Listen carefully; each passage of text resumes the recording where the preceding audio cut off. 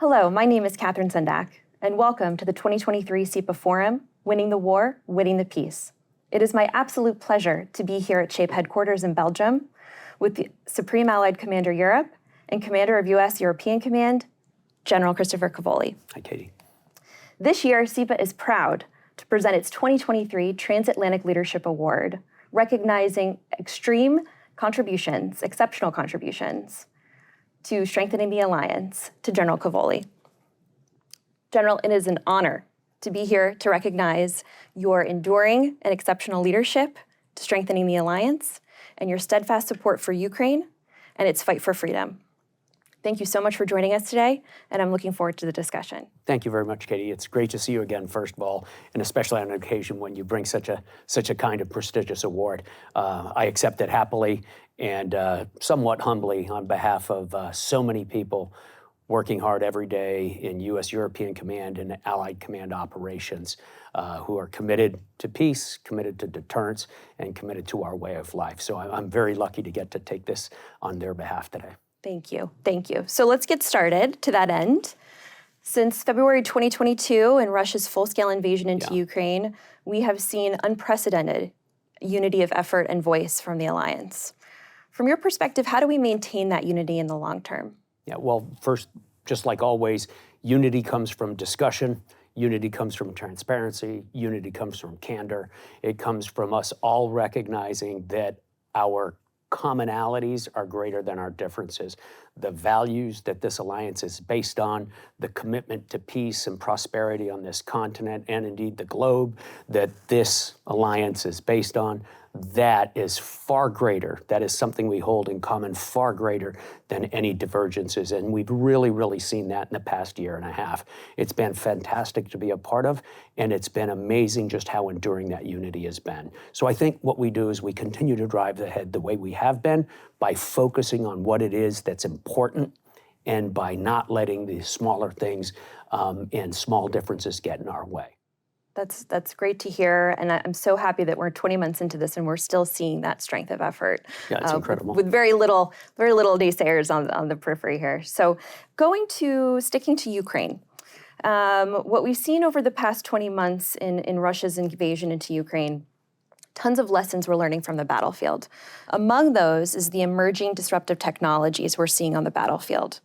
What have been your key takeaways on the use of EDTs in Ukraine, and what can the alliance glean for the future of warfare? Yeah, so it's a fantastic question, and one an awful lot of people, not just the alliance, are looking at, right? Absolutely. So there are a lot of efforts going on to study this war nationally, by nations, as well as collectively as an alliance.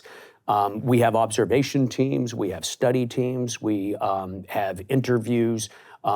In my role as the commander of U.S. EUCOM, we also have a great deal of contact with the Ukrainians because we're training them directly at locations throughout Europe, as are many of our allies, although most of them working under the EU military assistance mission rubric. But we have contacts, so we're doing studies, we're thinking about these things. So what are we learning? Well, we're learning some old lessons and we're learning some new lessons, right? Mm-hmm. I mean, the old lessons are, gosh, mass still matters. We see that every day, and that brings other lessons with it. As soon as you get past the first couple of months of a war and it begins to protract, it becomes a competition of production. So the industrial bases of our nations are something that we're all studying even harder. So some of the lessons are old lessons. Some of the lessons are a little bit newer. The role of drones, especially first-person drones, as well as one-way attack drones, have been remarkably effective, a very inexpensive way to add a third dimension to your operations that requires very little back-end support, very little training, and has huge results on the battlefield. One of the biggest results it has is it gives people a feeling of insecurity on the other side. It's not just that you got hit with the drone, it's that you kind of didn't hear it coming. And every time you hear a buzzing sound in the air, it fills you with dread. These are things we hear from people on the battlefield, things we see. So it's also got a little bit of a paralytic effect in addition to its initial destructive effect. We're learning a lot about electronic warfare. A lot of it is, again, old lessons, but there are some new lessons. You know, we can't go into all of it, you know, in every form, but there's a lot to be learned there. We're also validating a lot of things. You know, the way we link intelligence to operations. We've tried to share that with our Ukrainian colleagues, and they've adopted it very quickly, and it's been very successful for them. So to that end, you know, it sort of validates the way we do business. So there's a whole lot going on that we're learning a bunch. There are disruptive technologies out there. And we're studying those closely, and we hope to adopt some of them ourselves. Absolutely.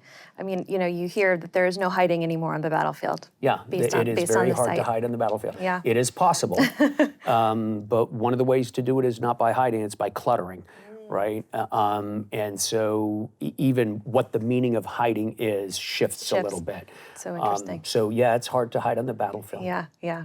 So pulling it out a little bit on Ukraine, I'm going to quote you back to yourself here for this question, but you were at a defense conference in Sweden in January this year. Yeah, I was, yeah. And part of your remarks, you quoted, "Leadership is the beginning of victory, and so it is the parent of peace." Aptly, as I mentioned earlier, the theme for this year's CEPA Forum is winning the war, winning the peace. I'm really interested from your perspective on how transatlantic leadership can usher in peace in Ukraine moving forward. Yeah. So I think when I said that up in Sweden, I was really talking about civilian leadership.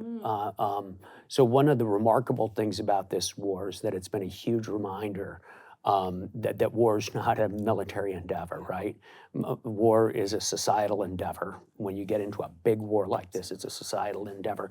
And our societies are led, at least in the West and among the nations of the NATO alliance, by our civilian leaders. And so the quality of the leadership is so important. And we've been so lucky, right? You know, if we look at Ukraine, the way civilian leadership galvanized the nation, salvaged a situation and then turned it around and led a nation, the amount of pride, the amount of stick-to-itiveness. If we look at the alliance, the way civilian leaders have stood up, have stood together, going back to our question about unity, but have also been brave and taken important decisions. I mean, all of this adds together. So civilian leadership is really key to all this.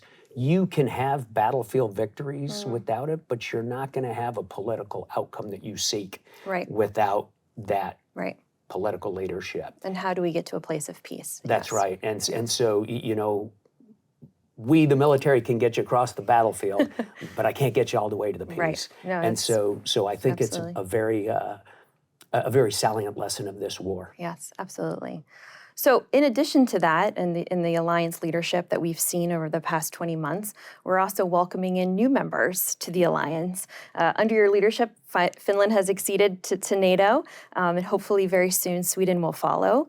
What does it mean for the alliance for Sweden and Finland as robust NATO partners to become members in terms of security for the alliance? Right. So first of all, both nations, when they accede, will bring capability on day one. Finland brought capability and capacity on day one.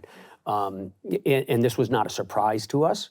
And it won't be a surprise to us when Sweden is admitted to the alliance, because we've been working with them for so long. We've been working with them in training. We've been working with them in interoperability.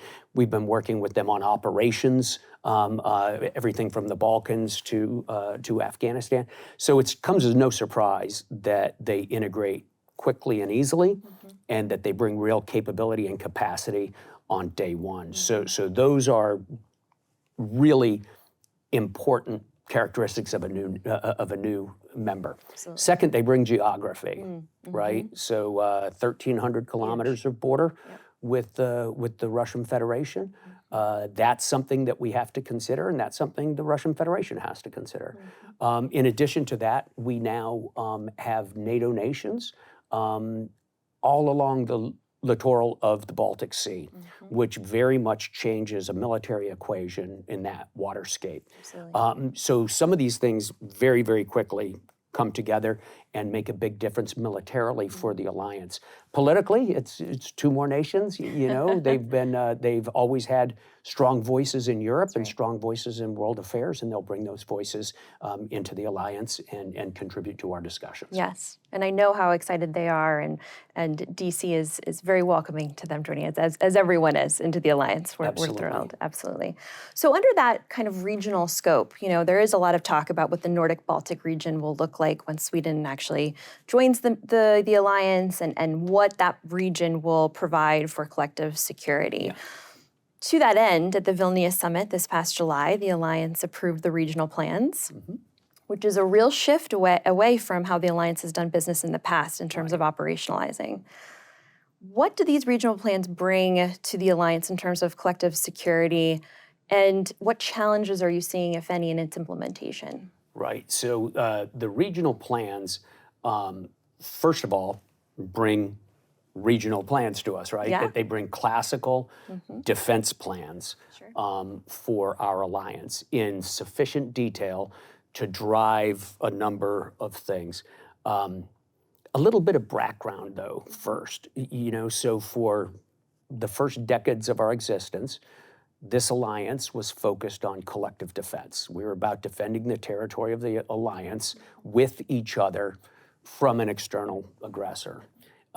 After the Cold War, that appeared no longer to be necessary, and the plans that we had to do that obviously fell into disuse and became defunct.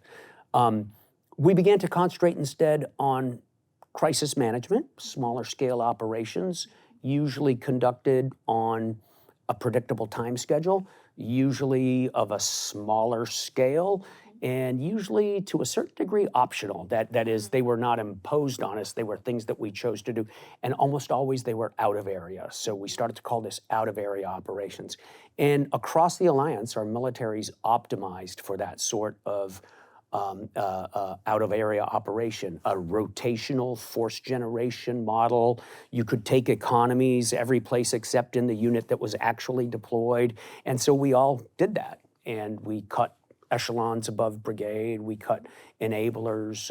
We decided that readiness was a rotational matter rather than a tiered matter or a standing matter. So these were a lot of, coming out of 2014, we realized that we had to get back to collective defense, and then certainly coming out of 2022, the alliance has made it absolutely crystal clear that we have to get back to collective territorial defense. We've got two named adversaries, terror groups, and the Russian Federation.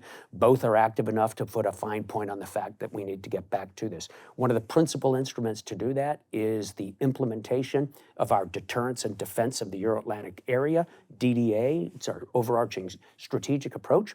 And part of that is to establish these family of regional plans. These regional plans drive everything. So it's a classical war plan that shows how we're going to defend, where, with what forces, et cetera. So this starts to produce a driver for change inside the alliance. We have a force structure requirement. For the first time in 35 years now, we have a force structure requirement for the alliance that is objective, plans-based. So that's a huge advance. Now, it'll be a challenge to build out that force structure, but nevertheless, at least we have the blueprint now. We have a new C2 structure that we've conceptualized, and now we're filling out the details on. We have to change the shape of our headquarters so that they're fit for their new purpose, but also so that they're distributed in the right locations and focused on the tasks that we need them to do. There's a new military alert system designed to streamline authorities and decision-making so that we can be responsive.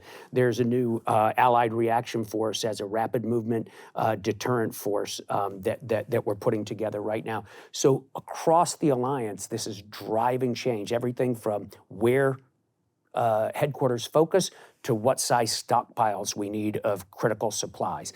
And those changes, that change that we need in the alliance is being driven by those regional plans. Yeah, getting that guidance, getting those tools in place, which I know has been many years in the making. Right. It's really encouraging to see. Yeah, it's a very exciting time to be in Allied Command Operations and in the Alliance in general. Absolutely, absolutely. So to that point, I want to finish off, you know, as the recipient of our Transatlantic Leadership Award, discussing unity, discussing civilian leadership, regional plans. Where would you like to see the alliance in terms of deterrence, collective defense, unity in the next 3 to 5 years? As all of this is implemented, as we move forward, where would you like to see the alliance? Well, first of all, farther along than we are right now, Yes. right? So forward progress is critical, but momentum is also critical for change. So I think establishing that momentum and sustaining it is going to be the big thing. Where exactly we end up is going to depend on the choices we make as nations. How fast do we want to fulfill these requirements? How fast do we want to establish it? The guns versus butter argument is going to come in here, and those are big political decisions for us to make collectively, but also for nations to make nationally. So it's hard to say exactly where we'll be. The key is we have to be ahead of our adversaries at every point along the way. So war and therefore deterrence are really competitive events. It doesn't matter if you're good or bad, you just got to be better than the adversary. It doesn't matter if you're where you are, as long as you are always in a position of advantage. And our entire strategy is designed around obtaining and maintaining advantage in domain, in geography, and in readiness. And that's where I want to see us, maintaining those advantages. Sir, that's fantastic to hear, and I know we are well on our way here as an alliance for that. Thank you so much for joining us today for this discussion. And thank you all for tuning in to the 2023 CEPA Forum, Winning the War, Winning the Peace. Be sure to visit CEPA.org for the forum agenda, speakers, and view previously recorded sessions. And please be sure to follow CEPA's social media accounts for the latest news and analysis. #CEPA Forum.